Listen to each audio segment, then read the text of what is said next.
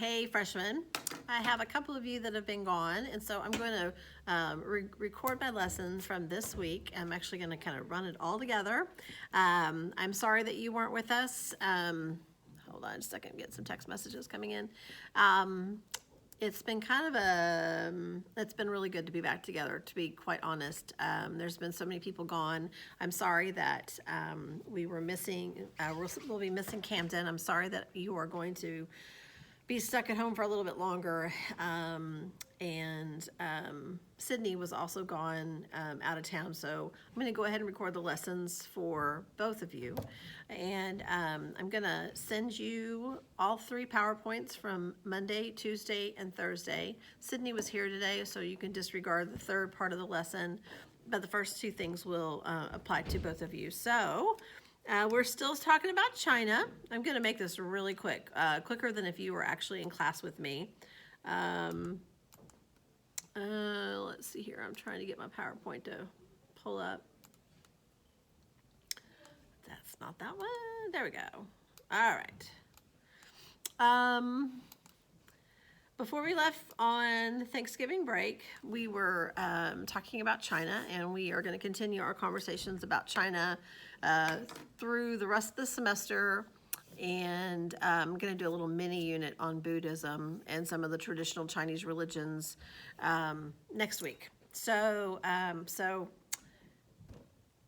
the test next week, there's going to be a map test on Monday. I'm separating the 2 of them. You'll have 2 more test grades in your test category in RunWeb. I thought also it will help you focus on studying just for the test, the map test, and then just studying for the written part of the test. So on Monday will be the map exam, and on Friday will be the written exam on China. There will be no other countries tested that you'll be tested over on Friday. Next Friday.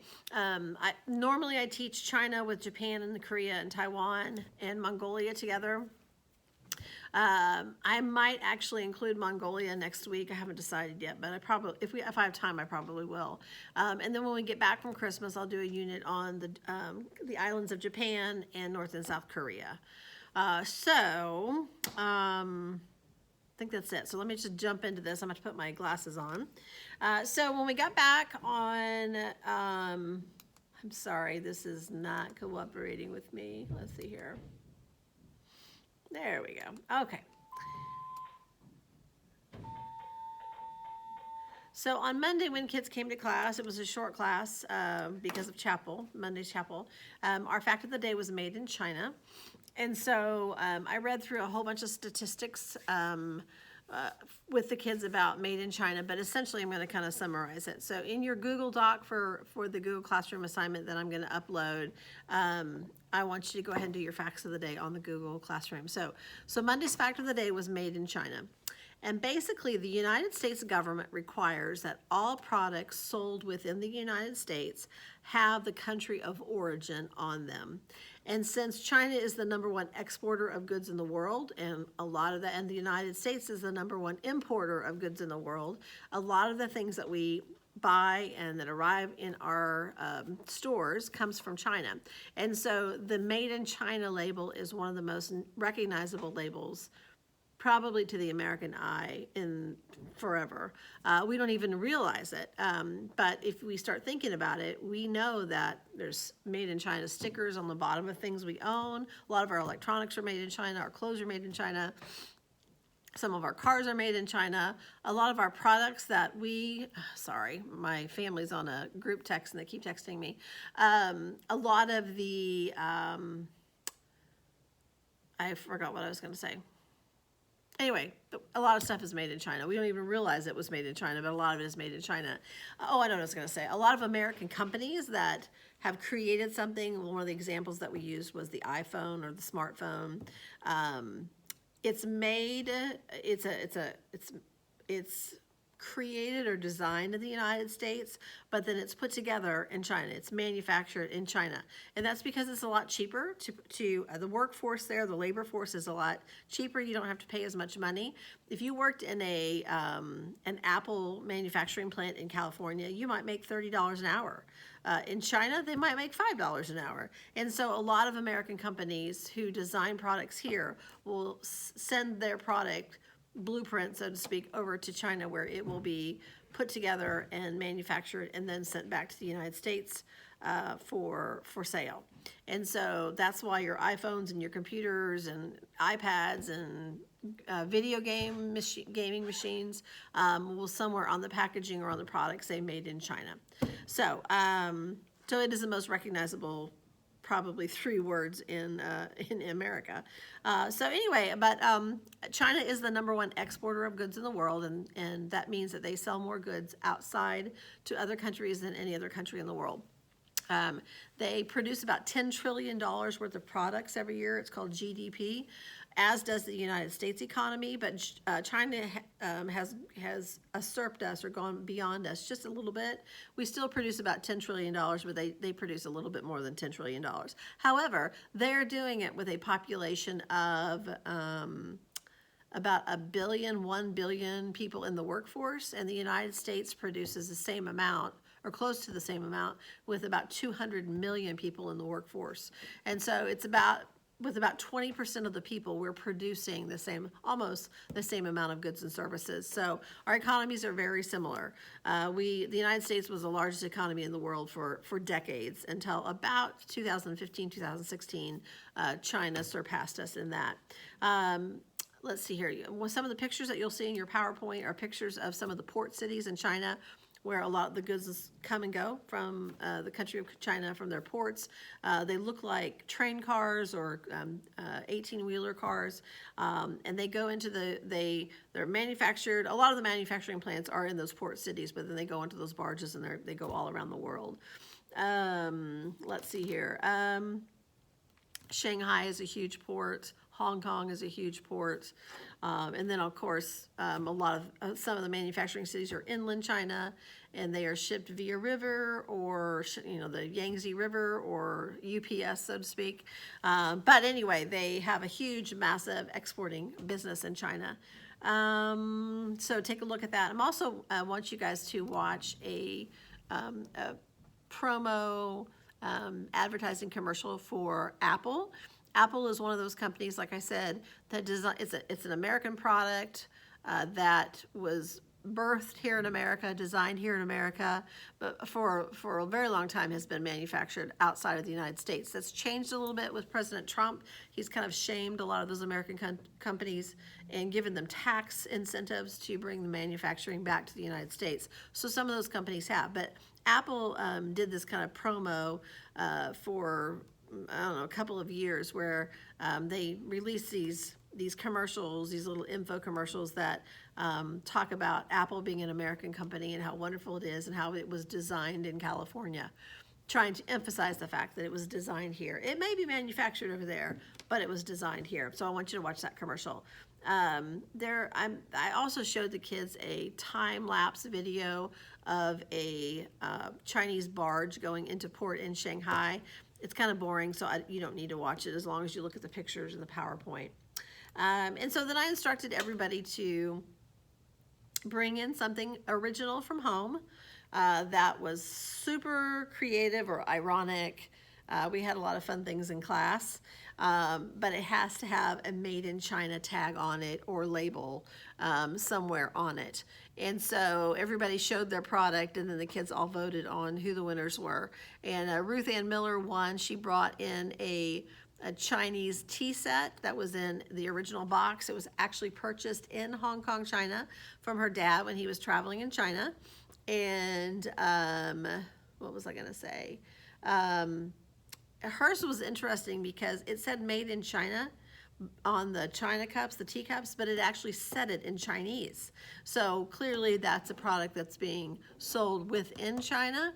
But anyway, hers ended up winning. And then the person that came in second place was Jace. Jace brought in Chinese money Now, I kind of let that one go because technically it doesn't have a made in China label, but obviously it's made in China.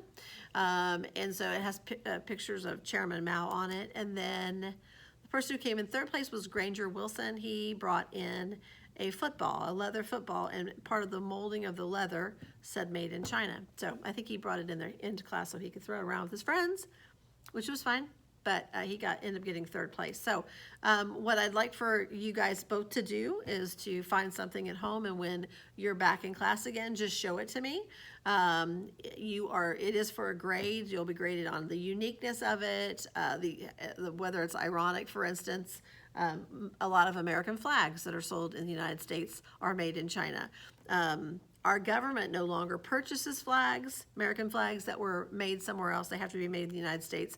But a lot of the flags, a lot of the Bibles, Emmanuel brought in a Bible that was printed in China. China is the largest printer of Bibles in the world. But they only allow a certain number to be sold within the borders of China. So, and then just some more general facts about, so bring that in when you're in class next time, and I'll take a look at it and give you a grade on it. Random facts about China's production, that 75% of umbrellas that are used in the United States were made in China. Is it 75%? No, I'm sorry, 60%. 60% of the umbrellas, I don't have my sheet in front of me, of umbrellas are made in China. 75% of the shoes purchased in the United States are made in China. Like 85% of the Christmas lights that we use here in America were made in China, and actually is part of their prison labor system. One of the videos I'm going to have you watch is about a Christian Chinese woman who's arrested, who spends 6 years in a Chinese prison putting together Christmas lights to be shipped off to America. So sometimes they use their prison force for labor force. What else? 10% of everything that leaves China ends up on a Walmart shelf somewhere. So Walmart, obviously the largest retail store in the United States, sells a lot of stuff made in China. So I would imagine Walmart also tries to sell stuff made in American-made stuff as well. I think that's all that I can remember of the facts. Hopefully you were able to pull 6 facts out of that. Let's see here. So then I have pictures of my niece.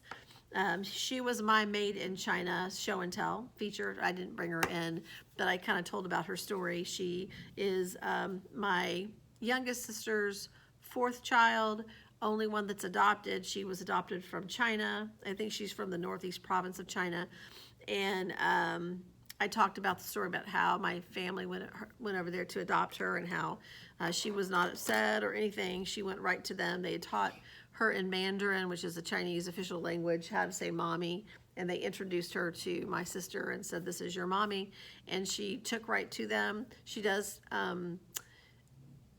she's kind of going through a stage right now in her life. She is 10, I believe, where she wants to know where her biological mother is and why she gave her up, and she wants to know if all the people in China are going to hell even. She recognizes that it's not a Christian country, although there are lots of Christians there, so she worries that her birth mom is not a Christian, and she'll never know the real story about her mom. The paperwork at the adoption agency said that she was abandoned at an orphanage, with a letter and a note saying that the mom couldn't take care of her, and that they said there was an extra change of clothes and diapers. We don't even know if any of that information is true, or if that's just what they tell foreign adoptees. I don't know. But so Suri does struggle with those sorts of questions, but she is very Americanized. You will tell from the pictures that she starts out this little China doll, and she turns into just a normal American kid. She's super tall. She's almost as tall as my sister now, 5'6", 5'7", and she's only 10. Most Chinese people are tiny, and but she's going to be an exception to that apparently. So she's going to be tall. So enjoy the pictures of her. We did a little review. You can see the review there. Put this back on. Previous lessons from before.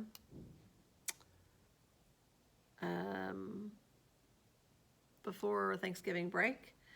And then the kids, we talked, I kind of basically had to clean up some things from before vacation. And so there is a definition for Kung Fu, which is a traditional martial art form taught in China primarily for defensive means. We watched a clip of the Kung Fu Panda learning Kung Fu when we did this definition. And then there are several pictures of pagodas. And a pagoda is a Chinese Buddhist temple, and the ends, the corners of the roofs are curved upwards, and also there it's more than one level, so there will be more than one roof. There'll be at least two, sometimes three or four, and there's several pictures there of a variety of different pagodas, as well as I guess it's last year's. So this year's sophomores, I always take my geography class to Lin's Garden when we finish up with the unit on China, and because of COVID, we can't do that right now, but hopefully we'll get to do that next spring. And there's a picture of them in front of Lin's Garden with a little curved up roof. And then I'm actually going to stop that one there. Yeah, so that was the end of the lesson from Monday. It was made in China, and then we did some review to catch us up from what happened before Christmas. So I'm deleting some slides so you don't get confused. Okay, and then let me go to the next lesson. This would be lesson 4. Okay, so we didn't do a fact of the day on Tuesday because we did show and tell. So we spent a good amount of time going around the room looking at everybody's made in China thing that they brought in, and then everybody voted, and then we went downstairs and took some Christmas pictures in front of the senior luncheon Christmas backdrop just for fun. You've seen the pictures. We're going to have to either Photoshop you into the picture or just take some more pictures when you guys get back. So, and then we came back upstairs after we took pictures and did a little review again on the history of China, and then finished our notes on China. I am going to make copies of all of this for you, and I will have it here for you, so you don't need to write them out while you're watching this video. I will make copies of it for you. I just want you to watch the video and follow along in the PowerPoint. And so after our discussion about the dynasties, I fast forwarded to, in the notes, to the 1800s in China. So by the time it was 1800, the Chinese dynasties had effectively lost their bang. They still existed. There still was an emperor, but he lost a lot of his influence over the centuries, or the families did. And so during the 1800s, England was, of course, the British Empire was all around the world. They controlled India. They had previously controlled colonies in North America, and they wanted to trade with China. And now that they had the ability to sail to China, they wanted to start trading with China. But China was a very closed-off country. They had a completely different culture than the Europeans, different religion. They looked different. They ate different foods. And the Europeans wanted access to those markets. They wanted to be able to sell their stuff to the Chinese, and they wanted the Chinese to buy their stuff. And so there was a big push all around the world, including in the United States, for China to open up its markets to the outside world. And they really resisted this. Part of it was they were comfortable being an isolated society, and they were concerned that they would be that outside forces would try to control them. And so it's kind of interesting in light of the fact that today China is the largest exporter of goods traded in the world, but in the 1800s, they didn't want to have anything to do with it. They kind of had to be forced. And so as they opened up their economy for trade, it created instability. It created a lot of foreign influence that they didn't like. There were occasional purges of Christian missionaries in China who unfortunately lost their lives because certain groups didn't want them there. But nonetheless, China does become open to trade with the world in the 1800s. In 1911, right before World War I, and right about the time the Bolshevik Revolution in Russia was happening, the last emperor of China was deposed, and China tried to form a more democratic government where people would have more say-so in their government. However, China had no history of democratic government, and so they didn't know how to do it, and they didn't do what they didn't know how to do very well either. And so the years between 1911 and There was a World War I, there was a World War II, the Japanese were attacking China, the Nazis would have loved to got their hands on China, until the communists take over the country in 1949. There is literally political unrest and civil war that just continues to just wreak havoc across the country of China. And so from 1911 to 1949 was rough decades for China. Lots of war, lots of political unrest, lots of instability. And so that opened up the door for the communists to come in and take charge. They promised to provide for everybody equally, give everybody a fair shake, and the people ended up saying okay. So in 1949, Mao Zedong, which is spelled differently in this slide than our fact of the day, Chairman Mao becomes the first chairman of the new Communist People's Republic of China. He establishes the one-child-only policy to control population because China is the largest country in the world, lots of mouths to feed, and a socialist country or government believes that to be their responsibility to provide equally for its citizens. And so if you have overpopulation, it's going to be difficult to do that. And so Chairman Mao basically told Chinese people they could only have one child. And as a result of this, today in China, I'm not sure what the percentage is, but it's like 3-to-1. Maybe not that much, but it's really lopsided. There are many more boys than there are girls. Because for the last 70 years, the Chinese were only allowed to legally have one child. If they had more than that, they were fined every year. The child didn't have access to health care. They were kind of shamed, and it was just a huge financial burden on the family. And so some women were forced to have abortions when they found out they were pregnant with a second and third child. And sadly, most people want a boy, because boys take care of the parents in old age, whereas girls marry and go take care of the husband's family. A lot of women would abandon their first baby if it was a girl, because they wanted to have the chance to have another baby that might be a boy, which is horribly sad, but it's the truth. And it wasn't until just a couple of years ago that China began to let off the pedal on this one-child-only policy. When my sister went and picked up Surrey, they still had that established. But in the last 3 or 4 years, I think, they have changed their tune a little bit. I think they don't charge a fine anymore. They still discourage large families, but they recognize there's not enough wives for the men that would like to get married.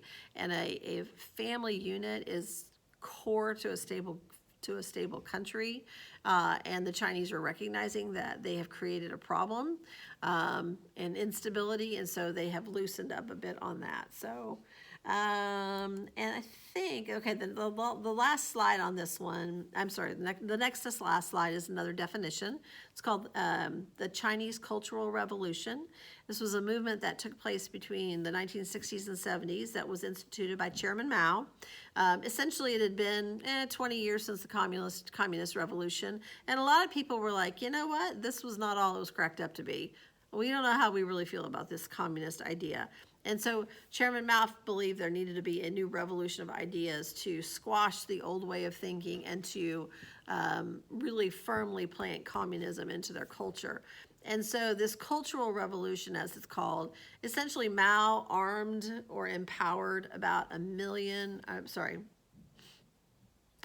don't know how many, maybe millions of Chinese youth to intimidate communities and to test and make sure that people were truly practicing communism and hailing the qualities of communism in their society. Basically, he sent out a bunch of bullies.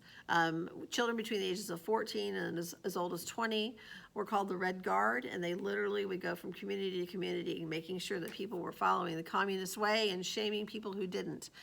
Shaming led to torturing led to killing, and over the course of probably just a handful of years, the Red Guard and the Cultural Revolution ended up killing about 1 million people who did not display adequate enough love of all things communist.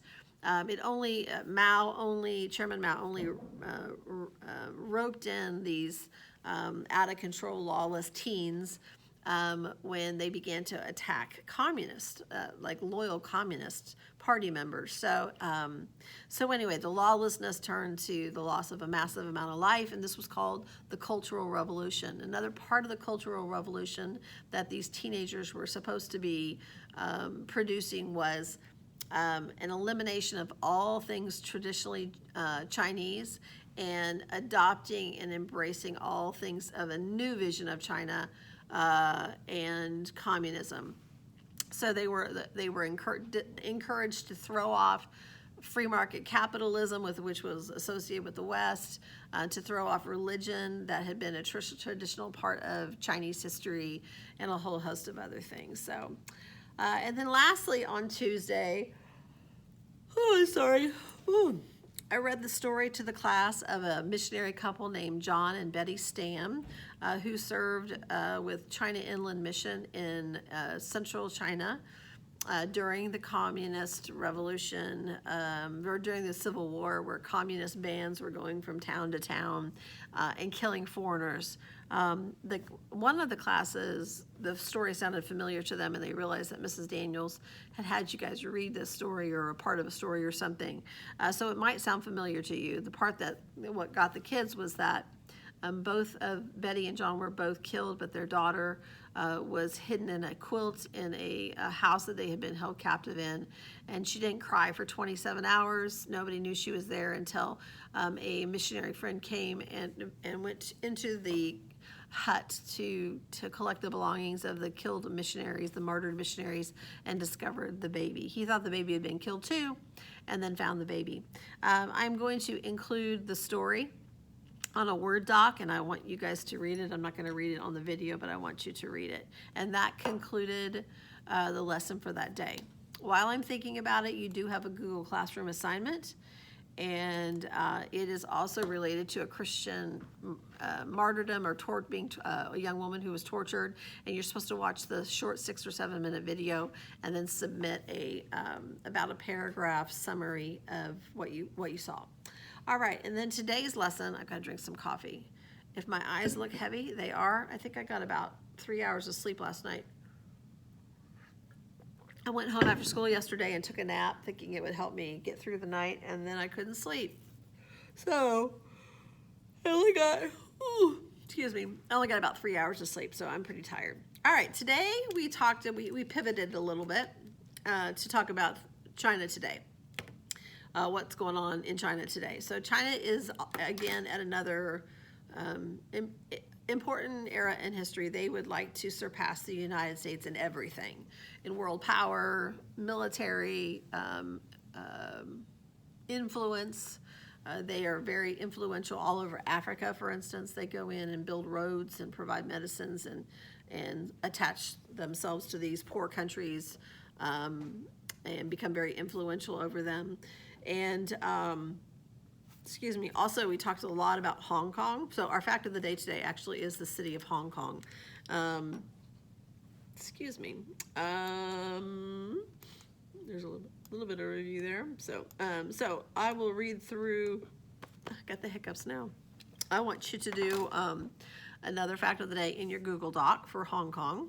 So Hong Kong is a port city in the southern central part of China. You'll see it on the map there. It's a little bit like New York City. It hovers over the water, extends over the water a little bit, but it's actually quite a bit bigger than New York. There are about 200 little islands that surround the area. Hong Kong was, for about 150 years, a colony of the British, and so the British used it as part of one of their trading central places that they traded, or ports that they used. The word Hong Kong means fragrant harbor, and it's a real deep water harbor, so it's a natural harbor, and so it's very, very effective for all of the exporting, importing business. But Hong Kong is considered an autonomous territory of China, which means that today it's part of China, But because it had been a British territory for so long, that when the British handed it over to the Chinese, China agreed to follow a whole bunch of certain rules until like 50 years out. We're about halfway through it. And they promised not to interfere in their internets and communication abilities. They promised to stay out of their law or their governance. I've got to sneeze. Hold on. Excuse me. I'm going to go off camera and sneeze.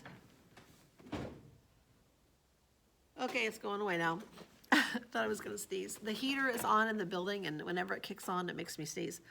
Let's see what else. Okay, so Hong Kong elects its own mayor, its own city council. It passes its own laws. It's not part of the Chinese firewall. They have open and free access to information around the world. The minute you go from Hong Kong into greater part of China, you lose internet access to all those search engines and Google and Facebook and everything. But in Hong Kong, it's a free-for-all because Hong Kong has been an international city for decades. It's a center of manufacturing, industry, banking, tourism.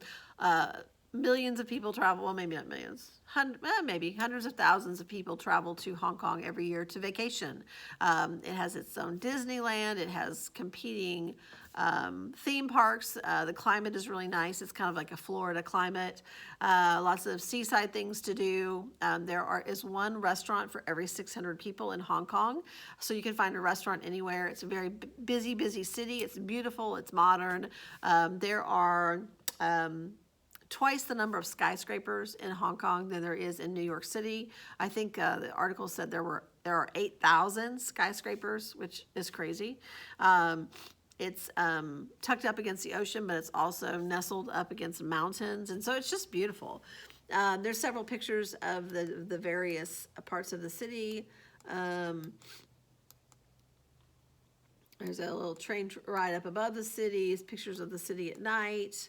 I am pretty sure I'm going to have to email this PowerPoint to you because if I try to upload it to Google Classroom, the file won't be large enough. So rather than uploading it to the file is too large to upload to Google Classroom, but if I email it to you, it will let you open it up in your drive. So I'll probably email them to you. But anyway, there's hotels, restaurants, entertainment, you name it, they've got it. There's a picture of Disney World there. There's a picture of the roller coaster. I'm actually going to include a video link to a guy riding the roller coaster. It's cool because it's actually forged into the whole theme park is up on a mountain, and the roller coaster is attached, or it's built into the mountain. It's just beautiful. But then we kind of talked about, okay, Hong Kong a year ago this month, right before coronavirus hit, Wuhan, or at least exploded in Wuhan, for several months leading up to November and December of last year, the youth and the people of Hong Kong were protesting on the streets of Hong Kong by the thousands and thousands and thousands because China is trying to exert its influence into Hong Kong to a group of people that are used to living completely free. Chinese people, but people that live in Hong Kong. 95% of the people that live in Hong Kong are Chinese and speak Mandarin. However, I'm sorry, that's not necessarily true. 95% of the people that live there are Chinese, but the official language of Hong Kong is English because it was the language of the British people for all of those years. So that's the number one language spoken there, even though it's a autonomous territory of China. Anyway, China has been trying to, has encouraged the City Council of Hong Kong to pass laws that are favorable to Chinese oversight. The most recent thing that China tried to do was to get the City Council to vote for a law that would allow China to extradite people from Hong Kong into the judicial system for court cases and trying them for crimes within the country of China, which they don't have a fair and just legal system. So if you are physically removed from Hong Kong and forced to stand trial in China, you're probably going to be found guilty no matter whether you're guilty or not.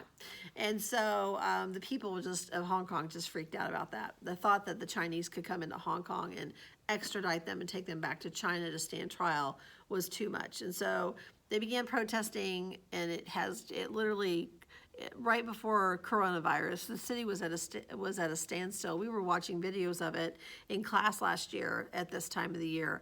The protesters were shutting down the airports. They were going in by thousands and sitting in the airports, not allowing traffic to come and go. They closed down a major university and used it as a bomb-making factory. They were making Molotov cocktails and all kinds of stuff. And there's several pictures here of the protest. Looks like something a little reminiscent of what happened in the United States, although on a larger scale. Just thousands and thousands and thousands of protesters. And then suddenly, when coronavirus hit, it just stopped. The protests just stopped. So there is a conspiracy theory out there that the Chinese intentionally introduced COVID-19 into the Hong Kong population to get them to refocus on something other than their beef with the Chinese. If they did, it worked. One of the first cases that was reported in January was a case of people within the city of Hong Kong. I just have a hard time thinking that the Chinese would release something like that into a population that is on their border, and people come and go from Hong Kong into China all the time. So if they did that, they would have to have known the repercussions, that it was going to spread like wildfire. So I don't know, but there are people that make that accusation that COVID-19 was created to stop the rioting, ultimately in Hong Kong. All right, the next definition is President Xi Jinping. Nice picture of him. He looks like a good guy, but he's really a bad guy, and he is out to create another cultural revolution that will cause the people of China to reconsider their Western ways and embrace communism as a god, as their hero, and embrace him the same way. And so all over China, just like during Chairman Mao's era, where his picture was everywhere, and it still is on their currency, posters of him are everywhere. The Chinese government has decided to try this with President Xi Jinping, and so his posters are showing up everywhere. There's at the end of this slide presentation, there are 3 or 4 images of him comparing him to Mao, but he is compared to Mao. I don't know that millions of people will die under his watch, but he is a lover of all things communist. He wants to control the narrative. He wants to control, and so he's not a very good guy. He also wants to eliminate the influence of the Christian church in China. And so for about the last 15, 20 years or so, Christianity in China has come out of the underground. There's still people that meet privately, but for the most part, there are churches all over China where people are allowed to worship, or have been allowed to worship. That's true of Buddhist temples and the small Muslim populations in the country. They have been allowed to practice their religion in the last probably 20 years, because of a change in attitude by the Communist Party towards those things, believing that perhaps they actually create a stable society rather than taking religion away from people. But President Xi Jinping is, I think, more in the flavor that especially Christian churches are an unnecessary Western influence into the country of China and should be discouraged. So one of the things that his administration has done through the help of their legislature is to pass laws that require physical structures like church buildings and mosques and Hindu temples to be unrecognizable amongst other buildings in the area, so to look the same as other buildings. And so that meant that people had to take down, churches were required to remove crosses, Buddhist temples would have to remove any idols, but it was mostly targeted at Christian churches. And so a lot of the churches have fought this tooth and nail, and with a little bit of success, but ultimately the Chinese are going to wait it out, and that is ongoing today. All right, and then a little set of notes. It says China facts and figures today. And so this is basically China today. I'm going to zip through it really quick.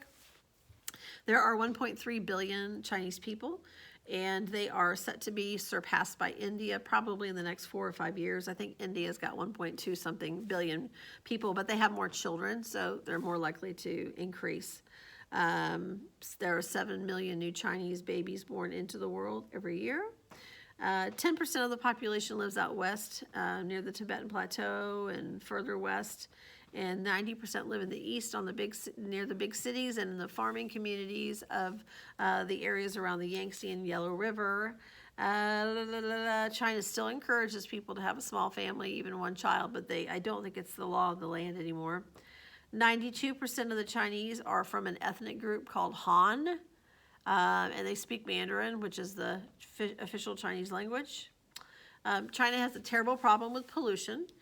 All of their many large cities of over 10 million, I think Shanghai has 24 million people, they do not regulate their industry like the United States does. They're considered in the global world, they're considered a third world industrial power, and so they don't have to follow the same rules that we have to follow, and so they just disregard it. And so lots of pollution. You'll see lots of pictures of people with masks on, and it's not because of COVID. The Asian people in general are used to wearing masks because of pollution.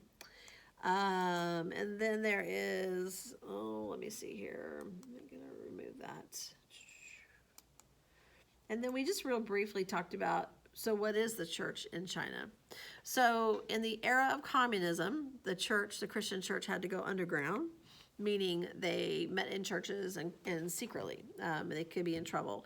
As time progressed and China adopted free market capitalism and other Western ideas, they decided to allow a little bit more Christianity. And so churches began to pop up, physical structures with crosses on them and that sort of thing. There's an estimate, again, that there's over 100 million Christians in China today. So the church decided they wanted to get in on this, and they created a state-sanctioned church called the Three Self Church.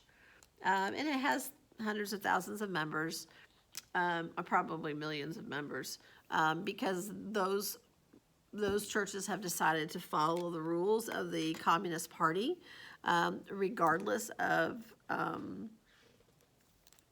how they feel about it. It's a control factor. If you are a Three Self Church, you have to provide a copy of your rolls of everybody in your church and contact information to the federal government. Like, why do they need to know that? But probably because they want to be able to know that information in case they run into some trouble with someone talking smack on the all things Chinese. And so they oftentimes will have, I'll call them spies, but government officials that sit in the pews in these Three Self churches, and they listen to the pastor's sermons, make sure he isn't talking against the president of China or anything communist, which is what they think happens in churches. Hardly any churches talk about political things. And then, anyway, so currently in China, there's a law on the books that is requiring, like I said, all churches to remove any outside physical appearances that it's a church, including crosses or pictures of Jesus or whatever. They have to remove them or they're fined. Many churches have been demolished because they won't comply with that rule. I read yesterday or today that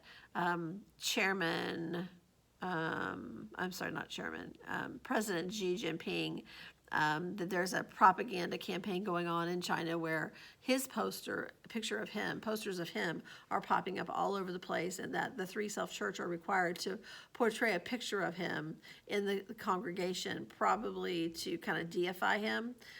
Weird stuff. So let's see what else here. I'm about to fall asleep on you. There's some pictures of posters of him and a couple more review. So anyway, that's kind of where we ended. We watched a video that I don't know that I can give you access to because it's in a weird spot. I don't know that I have a link to it that I can show you. But we watched a reenactment, or not a reenactment, we watched a news program that was being censored in China from CNN, where the police of a town had gone into a church community and were trying to tear down the cross, but the people were resisting them. So that is definitely happening all over China today, which is super sad. So things are dangerous for Christians there. especially Christians that want to experience complete freedom. They are under the gun there, and Xi Jinping is not a fan of Christianity. He's not a good guy, in spite of the fact that he looks like a happy old man. So anyway, the last thing is a picture of the map again, just as a reminder that you have a map exam on Monday. So I think that's it. Follow instructions in Google Classroom, and I'm going to try to upload this video so it will be available to you soon.